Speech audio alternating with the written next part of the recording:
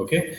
I think we are live. So, very good evening and good morning to everyone joining in from different parts of the world. We are really happy to conduct a webinar today with DPO Club. Hi, 𝗖𝗟𝗨.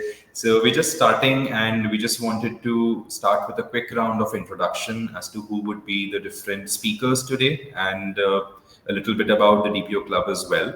So, DPO Club is a premier community that focuses on building a community for data protection officers so that we can empower them to make better decisions. We can also make sure that different individuals learn from professionals across the globe. Today, we have individuals participating from India and Europe, and the idea is to exchange thoughts, exchange insights as to what is the role of a chief privacy officer or a CPO, and what is the role of a DPO or a data protection officer. Mind you, a DPO today is a data protection officer, not a data privacy officer in the context of today's discussion.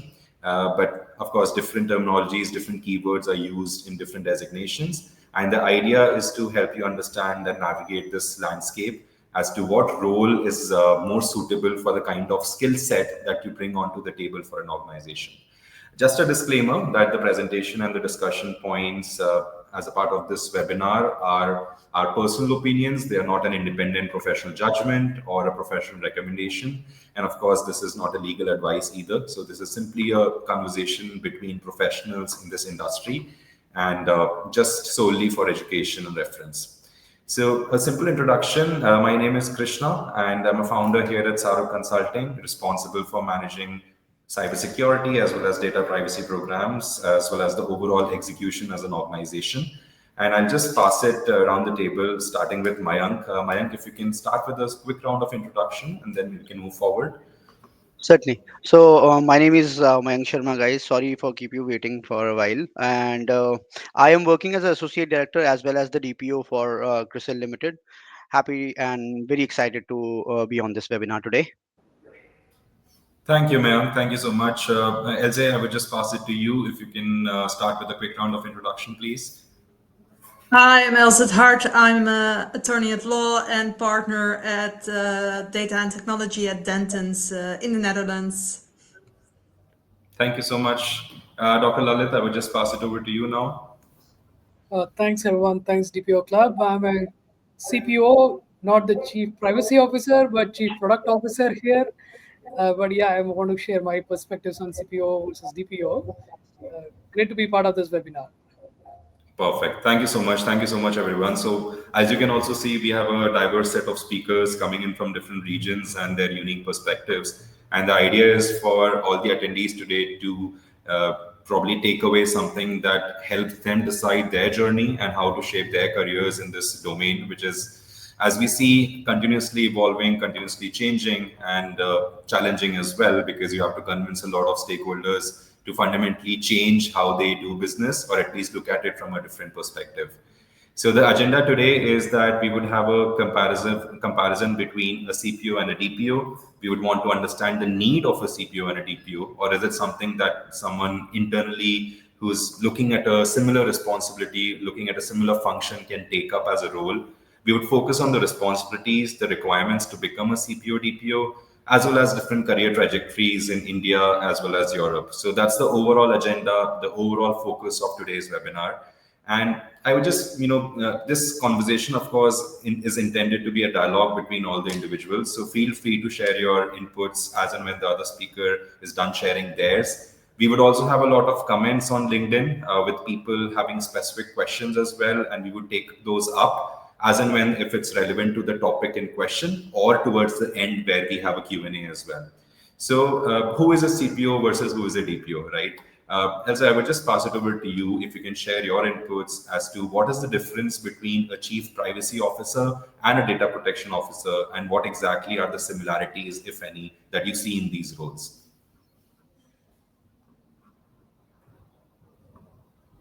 Sorry, unmute is always a good idea. Yeah, a chief. I think the most important part is that a chief privacy officer is involved in the enterprise. It ensures compliance. It's determines the policies in the company. It also is responsible for creating awareness, executing the data privacy strategy, making sure that impact assessments are informed where necessary, and well, making sure compliance of the company. Where data protection officers is more the it's independent. It is responsible for ensuring compliance, but more on the oversight part. So it works independently and reports directly to the top management. Also, it's good to know that a DPO is an official role under the GDPR, but it will be also under the DPDPA.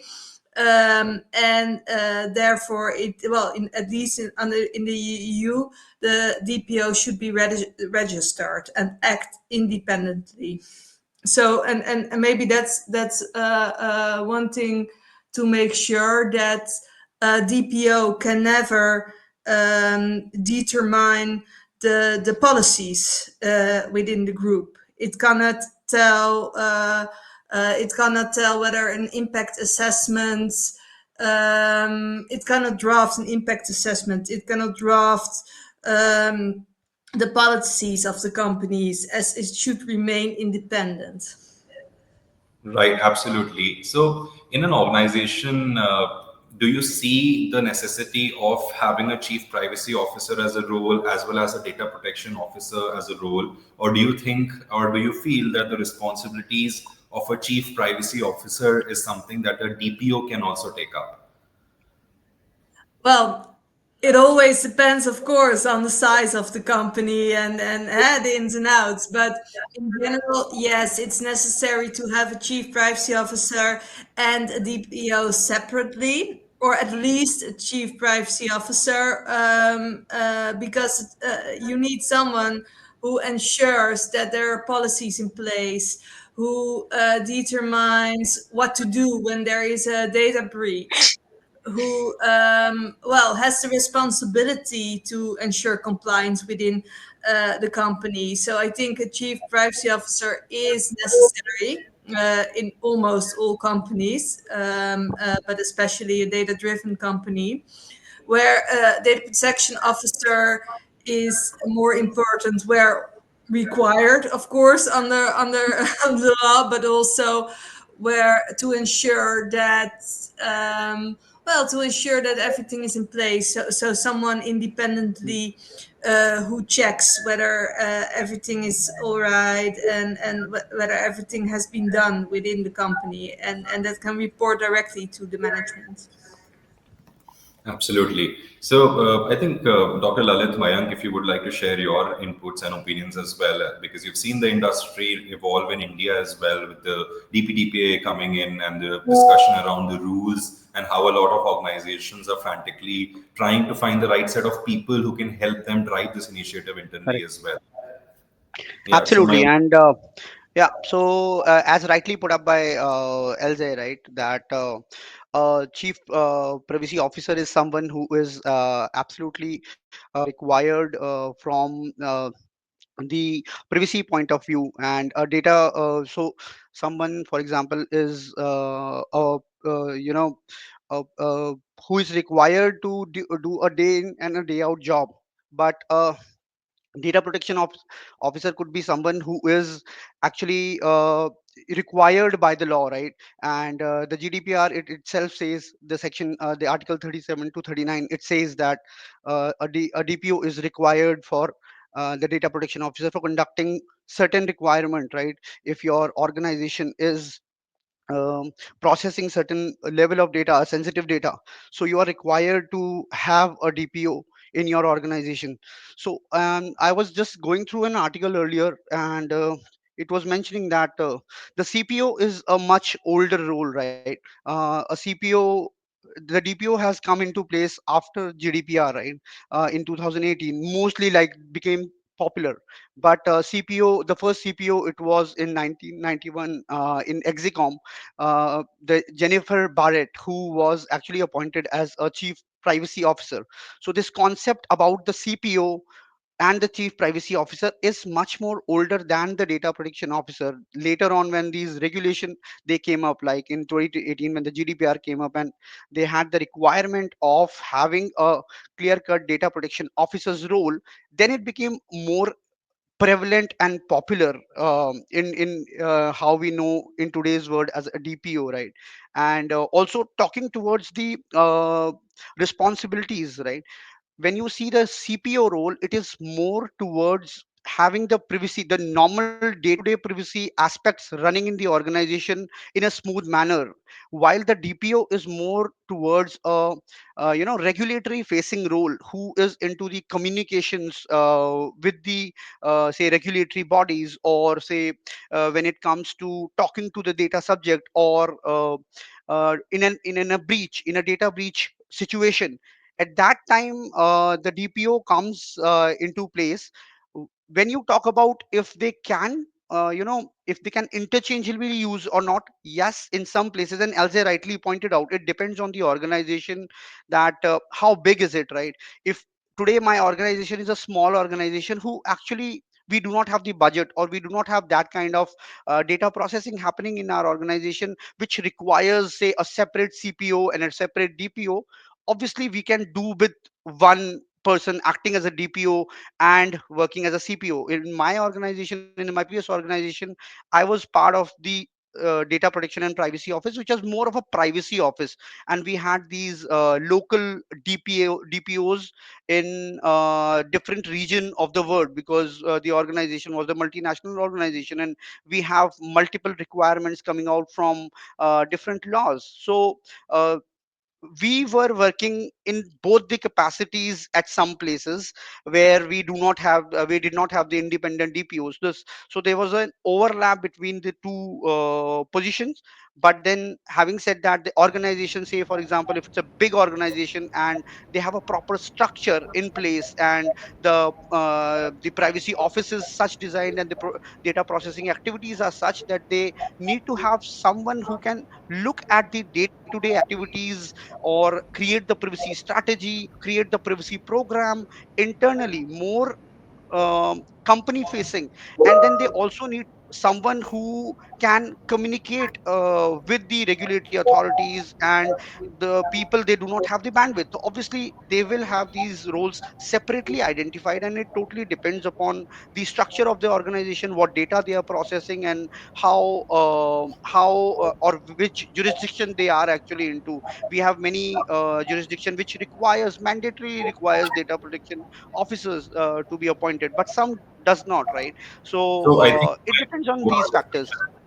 yeah, so the overall discussion, I think, is that there may be regulatory requirements in certain Yeah, geographic jurisdictions which mandate an organization to appoint a DPO. yeah, And in some jurisdictions, we also have a registration process. For example, in Saudi Arabia or some African countries, there is a registration process, as well as in certain Middle East regions as well, where you have to make sure that the name of the individual is shared with the regulator in the region.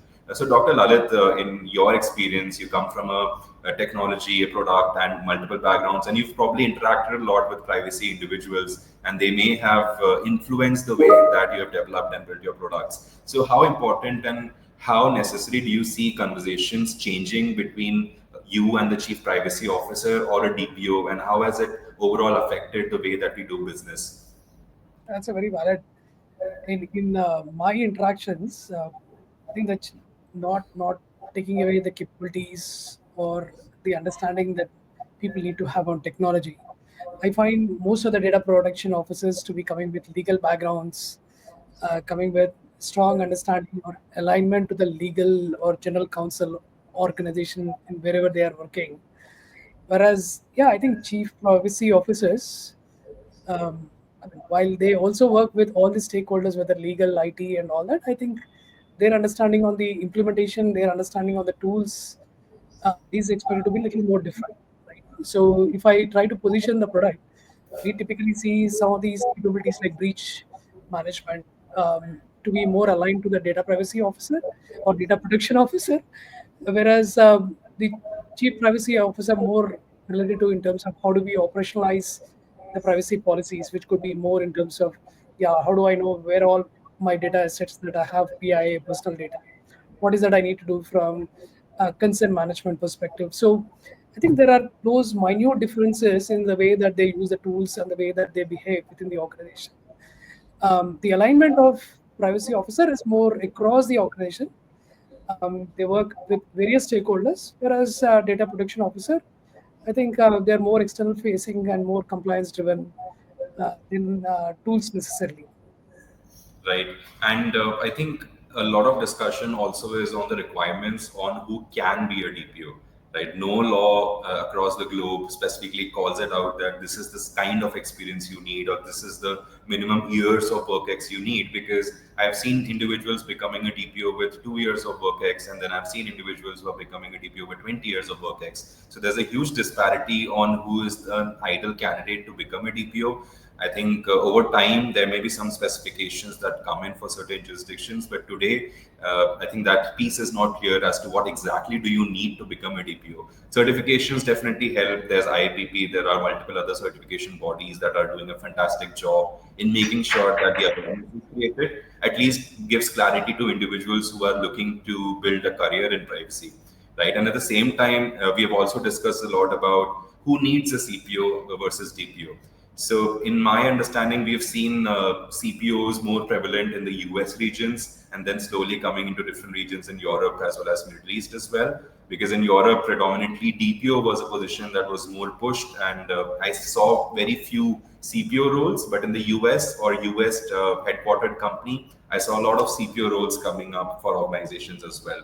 So, Elze, I think I'll just come back to you on this question as well as to who needs a CPO, because we have talked about this topic where the organization's bandwidth, the strength, and the budget is a driving factor on determining the designation. But as an individual who is looking to start their career in data privacy or aspiring to potentially reach the C-suite level, what do you think an individual can expect when they apply for a CPO role versus when they apply for a DPO role? Because both have the keyword privacy or protection, but how exactly can they determine which is more suitable for them as an individual? I think the main difference is that a chief privacy officer is more focused on determining policies. Like I said before, making sure that everything is implemented in the organization, where a DPO acts more independently. And usually that also means in practice is really stepping up also towards the management and be explicit and that sometimes the organization does not comply. Also, a DPO is not responsible for making sure that the organization complies with the with data protection laws.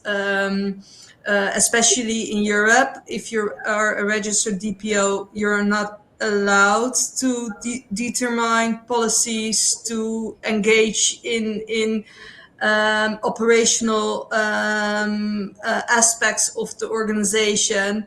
So if you are a really hands-on person who really wants to make sure that a company complies with applicable data protection laws, and you want to determine policies, engage people, do impact assessments,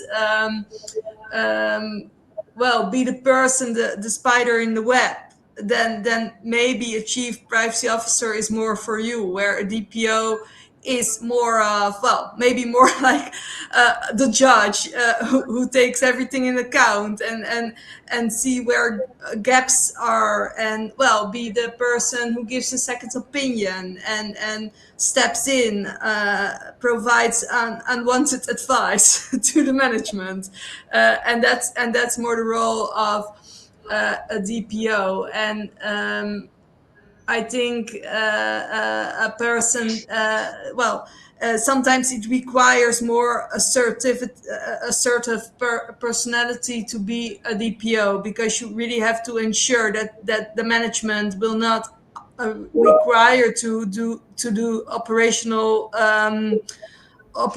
stuff, where sometimes a company may require a DPO doing things that's not for a DPO. And that can be sometimes a tough situation for DPO. Well, that's what we see in Europe.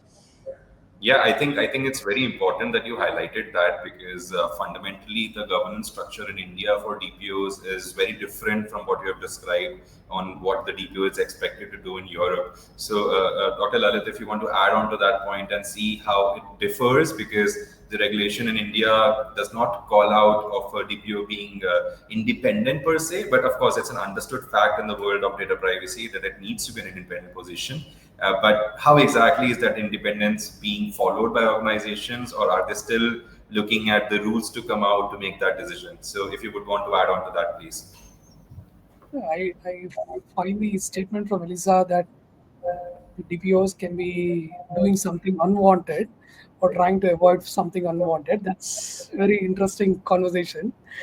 Um, but I know the DPDP rules, while we are eagerly waiting what the next conclusion is going to be, it calls out at least the need for a DPO specifically for SDFs, right? So um, I think only the time will tell how it will align. My guess is it'll be more in alignment what we are seeing globally.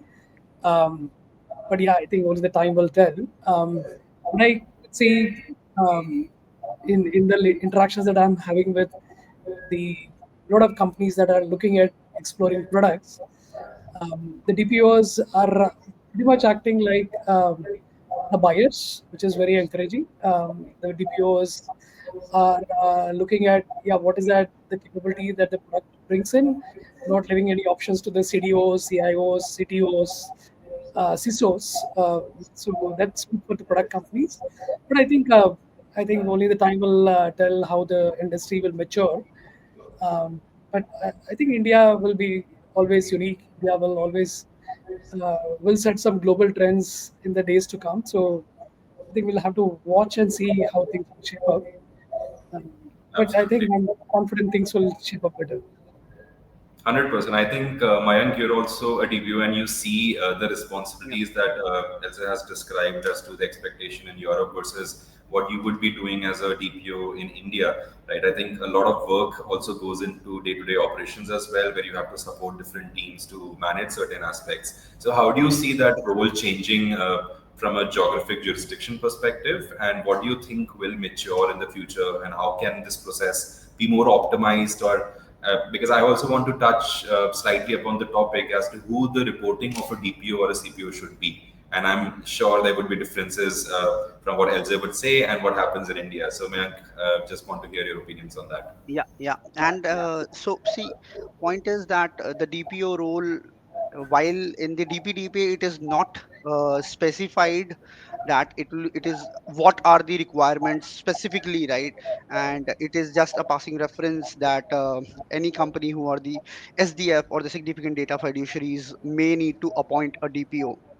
And in GDPR it is very very specifically defined who could be a DPO. And then the companies who are specifically managing or say public authorities, or the companies who are processing a lot of sensitive data, so and into the monitoring and all, so they need to have a large scale monitoring and large volume of data. So that has been very clearly defined in GDPR. But the same when we see in DPDPA, it is not defined that with that clarity, right?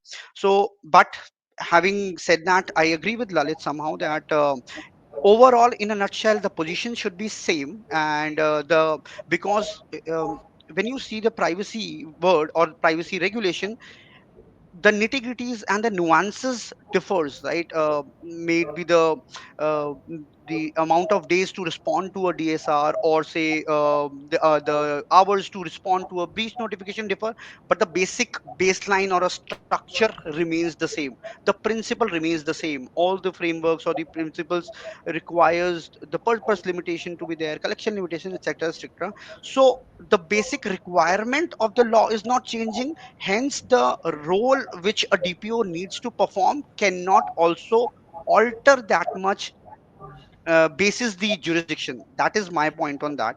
And also, even though if it is not defined in our DPDPA has left a lot of things onto the a rule of proportionality, or say to the will of people. And let's see, let's wait for the rules to come up, and we have given that already the in our public consultation these advices. But even if they do not describe, I would say the role and the requirement should not alter much than what is required a DPO who is sitting within Europe under GDPR, or a DPO who is being assigned in a significant data fiduciary under DPDPA.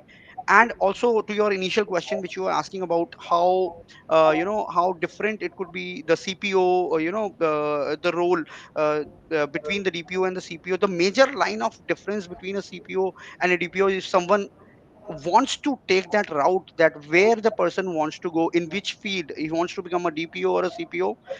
I would say, first of all, the major requirements is that the person needs to understand that they what exactly they want to take up. Do they want to take up the responsibility of being in a tough position which the DPO is into? I'm not saying and demanding the fact that CPO is not a tough job, but if they want to be in a front level position where they have this zeal of communicating with the say regulatory bodies, and take up that heat when it comes to a data breach, for example, so they can move towards choosing this role. While if they want or their zeal is more towards creating certain policies, creating certain procedures, creating programs, and interacting with team, understanding where the data is lying, they can choose to move towards CPO role as well.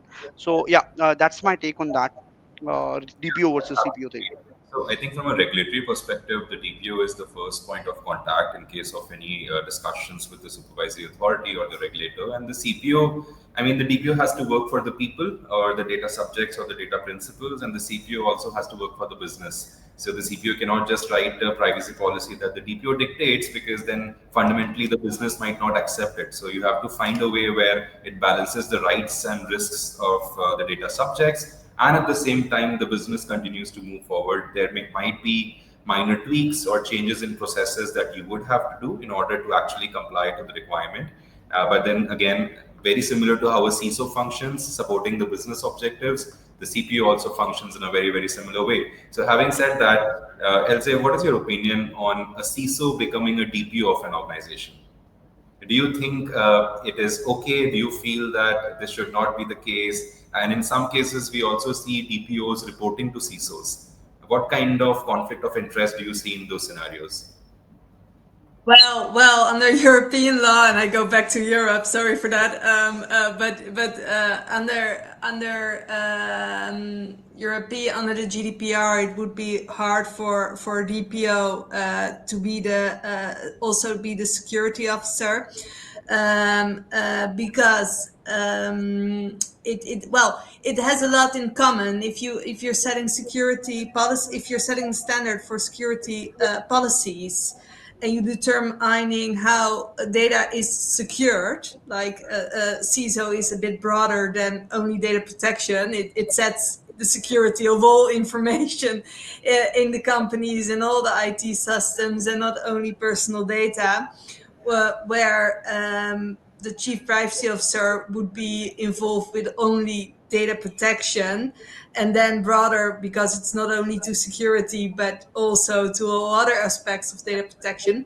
But where the DPO comes in, a DPO should be, again, in Europe, should be independent. And if you're also the security officer, you're also determining standards for security of personal data. So you cannot be independent anymore if you have to check your own policies. I mean, that wouldn't be very independent. So that's the problem. Also, in Europe, you cannot. You cannot. You should be in contact, and you should report to the top management, and not to the CISO. So CISO is not the right person to report to. You wouldn't comply with the GDPR. Um, it's different if a chief privacy officer could report to the CISO. That's possible. Usually, in many companies, we see that a CISO and the CPO are one and the same person. So that's what we usually see. But DPO is really a very different role in Europe. And I think Absolutely. that's very different in other parts of the world. Absolutely, absolutely. I think a fair point, because there needs to be a set of independence that the role requires you to do to make sure that the role also has that effectiveness. And regulators look at it from a perspective that the DPO role must be independent, because without which the overall fundamental idea of protecting individuals' rights, it sort of fails as a business, right? Yeah.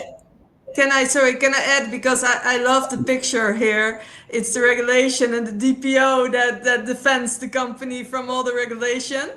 This should be now in Europe. This should be the CPO and not the DPO. The DPO is making sure the regulation and the company go well together, and the CPO is making sure the regulation is stopped and saving the company. So yeah. Right.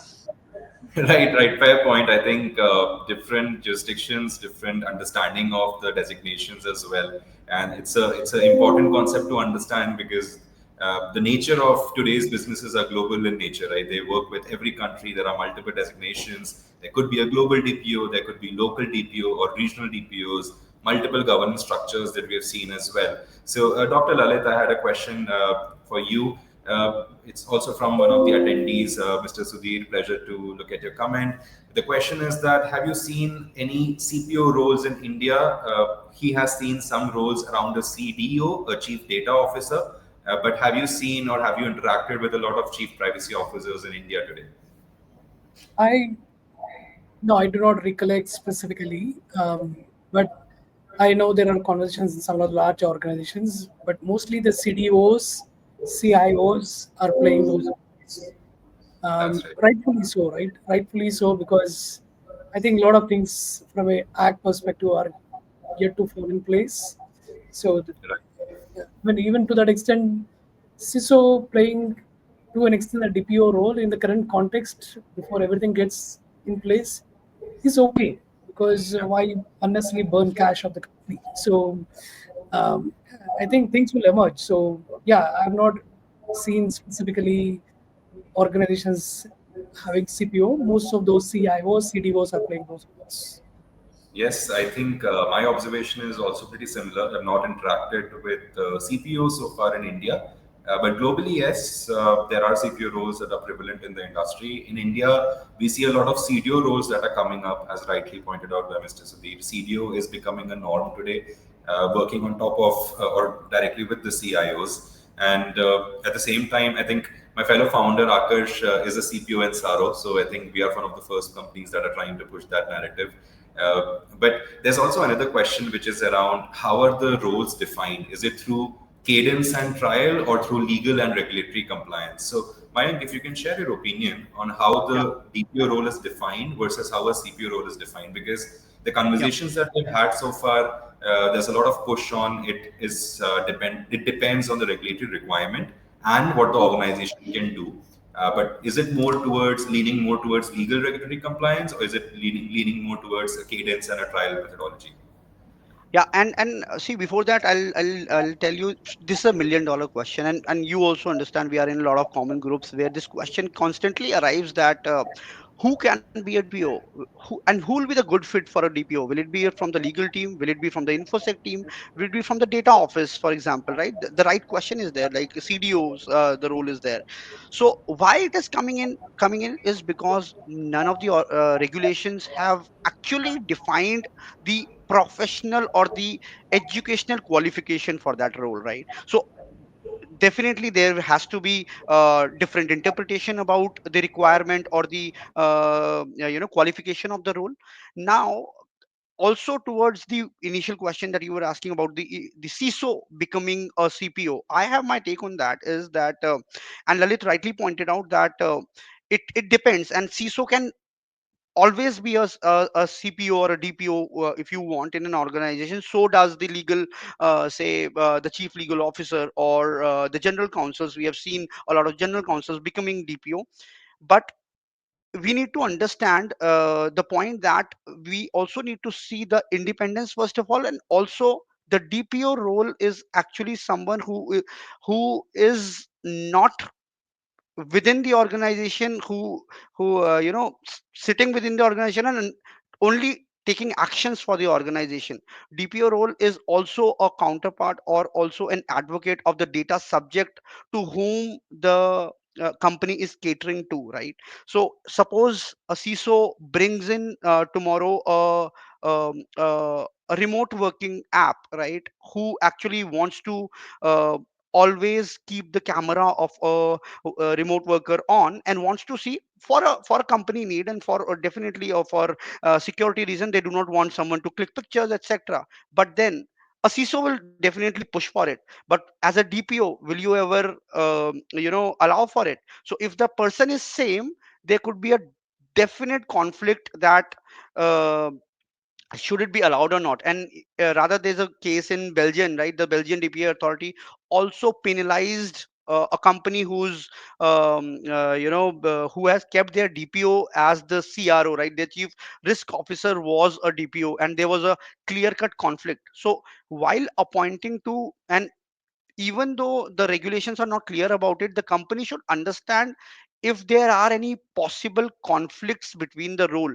If there are any, they should clearly just demarcate the people, or have different people working on the role. If there isn't, company can always take their call. And obviously, Lalit mentioned that the budget and the company cost and all that come into play, right? And coming to how the roles are defined is that the DPO, as we have already talked about it, that the DPO is more of a role who is designed to conduct certain activity which entails the monitoring of the regulation. For example, that the DPO, if any new regulation comes, the first person will be the DPO of the company, who will be asked that what do we require from it, what do we need to do it. And then the person who is acting as a CPO, the DPO will talk to them, and the CPO might devise a lot of privacy strategies to in order to take the compliance. But the first question will be asked to the DPO. So monitoring is the first thing which actually requires the role of a DPO, or determines that the person will monitor the regulatory requirement. Then communicating, we talk about that the person who needs to communicate with the regulatory authorities. So that will also define who could be a DPO in my organization. Then also the person who has in my opinion, who has some sort of knowledge into each aspect, because my DPO, it's a data protection officer. Even though the person is, say, coming from a non-technical background, we cannot take it or leverage it that the person does not know technology at all, because today technology and privacy goes hand in hand, right? Our data sits in cloud, it goes cross border, and there are a lot of regulations and requirements around the cross border data protection laws. So the person also need to understand technology. Similarly, the person also need to understand the legal part as well. The person cannot say that I don't know what goes into a data protection or data processing addendum, or what are the standard contractual clauses, for example, right? Then the person also needs to have some sort of business sense as well, in my opinion, that the person should be good in talking to internal stakeholders, as well as talking to the regulatory bodies. So the person should have those skills as well. So I would say someone who has a mix of all these can make a real good DPO. That totally depends on who the person is within the organization, but some sort of knowledge will definitely define the role of a DPO. Then coming to CPO, the role definitely requires major legal understanding, right? The person should be able to ingest what the legal requirements are, how to create the policies around it, how to create the programs around it. If they need some sort of technical expertise, they can always take it, or work with their technical team. But in my opinion, the CPO definitely should have a lot of legal understanding, and that defines clearly defines the role of a CPO within an organization. Also internal stakeholder management, internal awareness about what are our application. Do we have any sort of legacy application where the data resides? What is the data life cycle, where the data is moving from collection till the deletion, etc., etc.? That defines the role of a CPO who should have that level of understanding. So yeah.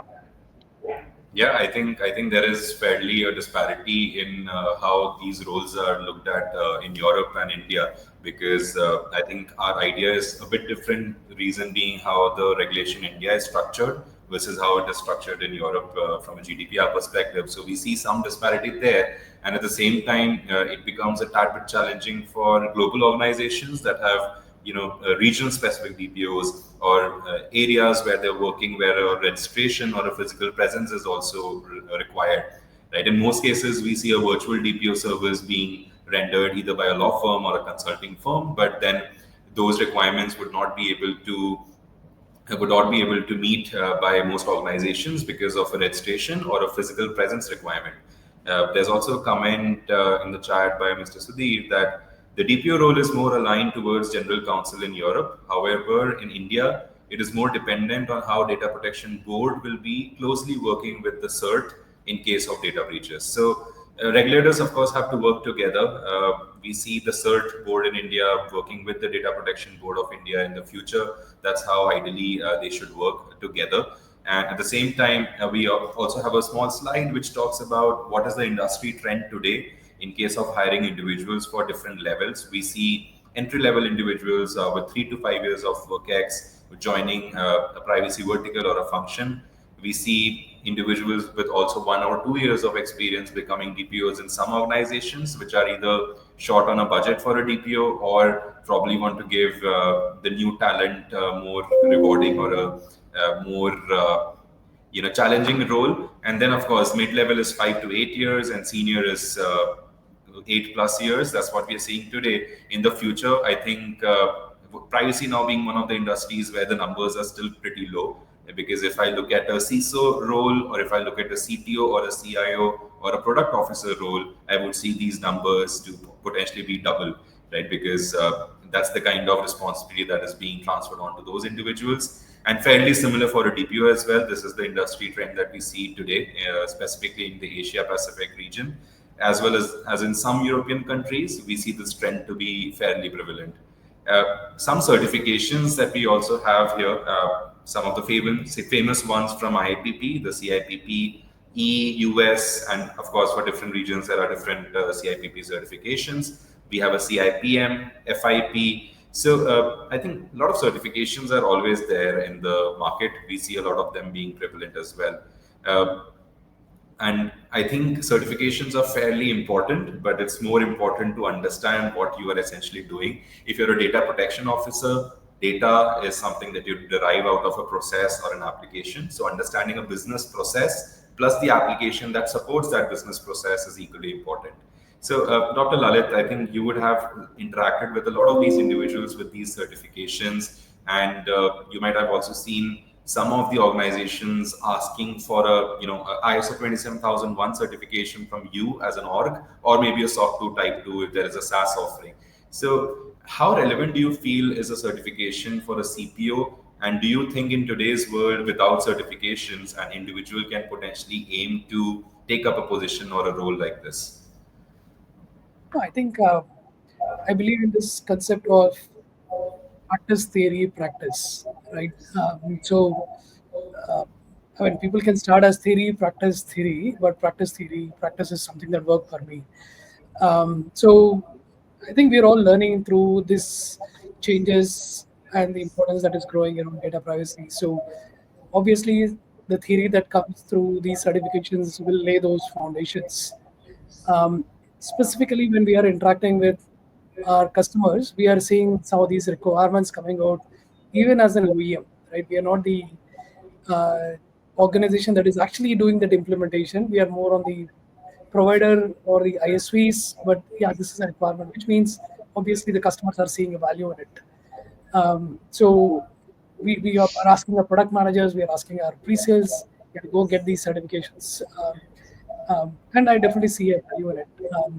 So this is important for us to lay those foundations when we are trying to ensure that we have the right structure in place we have the right understanding of what the implementations are going to be, rather than figure out as it goes, right? Specifically, I'm seeing on the one is on these certifications, secondly is around the SOC 2 and the ISO 27001. It reminds me the way that security has evolved, right? For a lot of people, when you had to hire, the minimum ask was, are you a CISSP certified? Are you a CISA certified?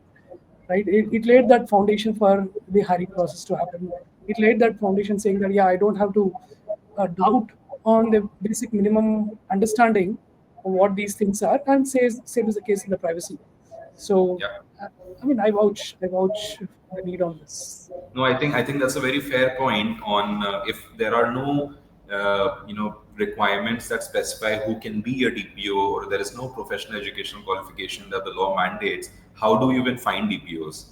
Right? There needs to be some sort of categorization, some sort of tagging, and certifications definitely help with that. So very good point raised, Dr. Lalit. I think for recruiters, it becomes easy to identify you, to find you, and to actually reach out to you for a DPO role, because most of the DPO activities that you would be conducting, you may not use keywords that would be relevant for them, right? So these keywords, these certifications obviously help you build a community. They help you talk to like-minded people. They also give you some sort of knowledge as well, because there's a lot of training that's theoretical, but then once you're doing it practically, you would be able to relate to the theory better. And at the same time, they hold weightage, and they are not inexpensive either. Some of them, the top three here, are fairly priced at a number that is not comfortable for most individuals. Of course, it's not a small number either. So that commitment also helps recruiters understand that how Yes. necessary, or how serious, how focused are you for this role. So that's the good piece here in terms of having a certification as well. Okay, perfect. And Krishna, just to add on to the certification piece, see, point is that the today, if say I am a recruiter, or I want to add on to my team, right? Privacy, as we were discussing earlier, is not a domain where, even though like right now these days I've seen the privacy courses that have been introduced in colleges. When we have started, there was no such course, etc., right? So if a company wants to, or if a DPO or a CPO wants to hire, or have add people to his team, so what they will rely, right? So obviously they will look to some people who have some good certification. And second point is also the way these IAPP certifications have been designed, right? I have most of them, so I know that it is not simply objective questions, right? The way they are designed is that the person needs to have and read through the lines and have a proper understanding to clear out the exams. And once the person does that, obviously you can have some surety about an individual, that the person has read, understood the law and privacy requirements, principles, etc., because the person have cleared the exam after looking at those scenario based questions, understanding there are different concepts like who could be a joint controller, independent controller, or a data processor in a scenarios. That can come only when you understand things properly, and in a certification, when you are looking at that scenario and responding it correctly. So that's a good parameter in my perspective. And if I have to hire in a privacy role, I would definitely like to have someone who have some sort of certification. So yes, definitely it adds value and weight. Absolutely. Thank you for sharing that, Mayank. I think fairly on point, because there's a structure to the examination. A lot of privacy professionals have contributed to building those as well, which gives it more relevance in today's market. So, Elsie, we were just talking about the different certifications that are available in the privacy domain, a few from IAPP, and then a few from other bodies that are looking at either the privacy engineering side of things, because there is no privacy engineering focus certification that I see today, at least not fairly relevant today, because the context changes so quickly and there are so many activities that could potentially be missed as well. So some certifications that you can see on the screen are typically CIPPE, US, that you can explore as a legal professional. Especially as a non-legal professional, you should explore these, because it will help you understand the different setup. If you want to focus on services being provided in Europe, CIPPE becomes more relevant. If you are providing services, your organization is providing services in the US, then the US certification may become more relevant. And same for CIPP Asia, which is basically looking at the Asian Pacific region as well. So depending on your organization, depending on the type of laws you want to work with, you can choose the CIPP certifications, and then you can go forward for CIPM, which is more of a managerial certification, and CIPT, which is personally my favorite because it focuses on the technological aspects of privacy. And I've had a lot of fun reading through that and understanding the nuances of privacy engineering and technological privacy concepts. So that's basically a gist about the different type of certifications and how to kickstart your career as a DPO CPO. So Mayank and Dr. Lalit, I would love to hear your views. Any individual who's looking to make a career switch from one of the domains such as IT, security, legal, compliance, or even CAs, right? What do you think they can do to kickstart their career as a DPO or a CPO? Yeah, and before answering that, so I was just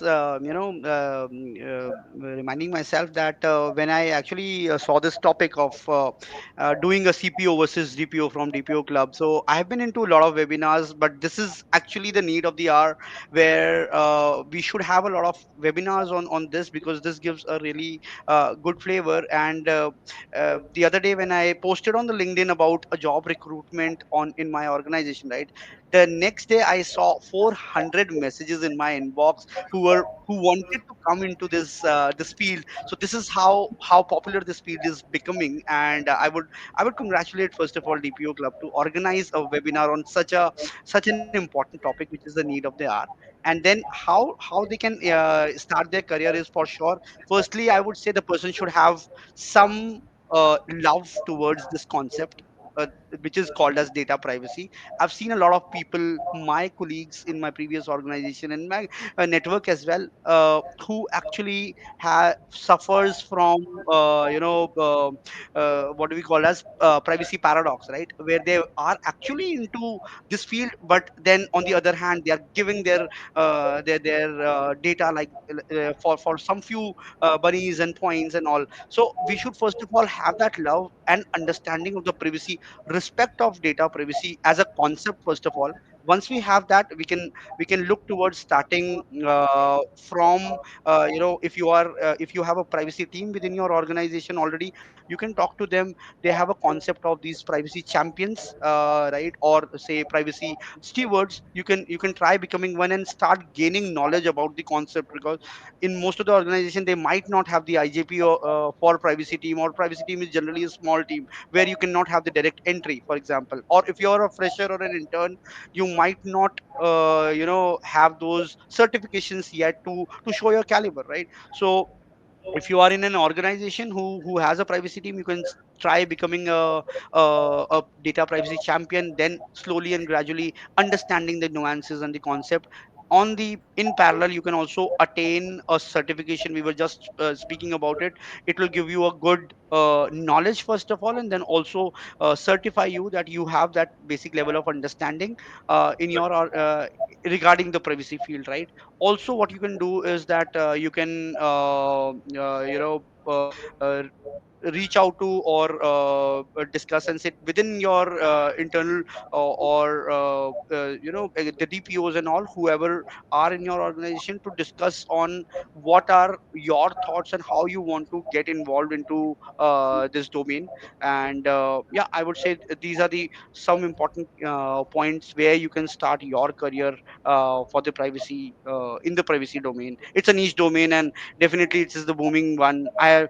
So there was this discussion earlier that people were worrying about now AI becoming all of a sudden important, so privacy does not have that importance. No, so Yeah, privacy is there. It's a niche concept, and don't worry about it. It's a good career, so just start it. absolutely.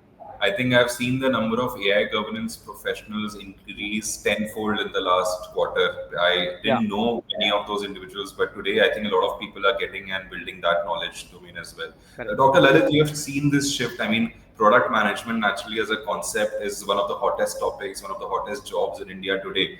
A lot of people are eyeing for that role, but then a lot of people have already been doing that for quite some time, but then the standardization or the term, the designation, the product manager role is incredibly becoming prevalent in India. So what do you feel could be some similarities that we can draw from that versus a CPO and a DPO, which is a fairly new concept here? I think these are not large organizations. If someone is trying to, in some of my conversations, I realize people coming with services background or running a lot of operations teams, they have a big hierarchy. They are very large organizations, a lot of people reporting. These are pretty much flat organizations. Right? That understanding has to come into the mindset. If yours, both are good, right? There is nothing good or bad about one versus the other. So I could see the CPO DPO organization also to be, especially the DPO organization, to be very flat in structure. Not many people, um, and we'll see how that evolves, because keeping so many DPOs, creating that structure, I think it will take away the importance of being accountable right away when the situation happens, and having that face to regulators will all become very tricky. It's not an implementation role. It's a very a strategic role from interaction with external stakeholders. So that there is a similarity between DPO in data versus a CPO as a chief product officer of that organization. Right? So I think the other thing that also I can relate CPO or DPO and the chief product officer or the product management is um, it requires a complete picture of what is happening in the organization. Right at the end, um, the data is the centerpiece. Right, whatever someone wants to do is with the data, and unless you know where the data is coming out, how the data is being managed, how the data can leak, so which means there are many stakeholders in the organization, and you need to know where the data is moving around, and the only uh, person that can know really well should be the CPO and the BPOs. So that understanding of all the businesses, all the structures that are available, ability to be assertive when required, ability to manage those expectations, take that stand, is another similarity that I can see with the product management. Right. Well, I think um, each has its own flavor. One thing that I liked about Mayank talking about, in the privacy world, I think that liking for the data, the liking for the privacy is not, it's not everyone's cup of tea, right?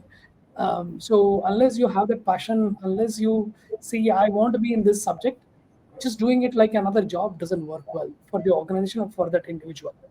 uh, Absolutely. that that clarity has to emerge. It cannot be yet another job.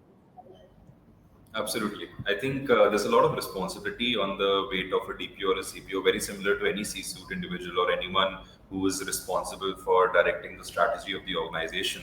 And as it's quite common to see a lot of DPOs being junior individuals who may not have that strategic oversight because of a lack of experience in how to deal with different stakeholders, internal as well as external.